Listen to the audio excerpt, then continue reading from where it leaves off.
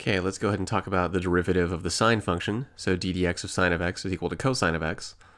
So from the definition, we just have the derivative of sine of x is the limit as h goes to 0 of sine of x plus h minus sine of x, all divided by h. And we're going to use a trig identity now. So the identity we want to use is sine of a plus b equals sine of a cosine of b plus cosine of a sine of b.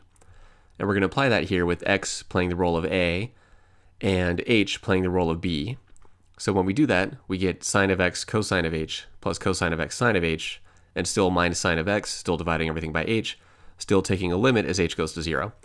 Now what I want to do is split this fraction up into two different fractions, so keep the minus sine of x over here with the sine of x cosine of h, and then this plus cosine x sine of h gets pulled off separately into its own fraction. So we have the limit of this fraction plus this fraction, which is really the limit of the first one plus the limit of the second one. Bring that to the next page. Now notice over here there's a common factor of sine of x that we can pull out. So we end up with sine of x times the quantity cosine of h and then minus 1. All that's left over here is a 1. All that's divided by h, taking a limit as h goes to 0. And in this other limit, as h goes to 0, we have cosine x sine h divided by h. Well, cosine x does not depend on h at all. So as far as the limit is concerned, cosine x is just a constant, so we can pull cosine x completely out of that limit entirely. Now, same thing over here, the sine of x is just a constant as far as this limit as h goes to 0 is concerned, because sine of x does not depend on h at all, so pull the sine of x out.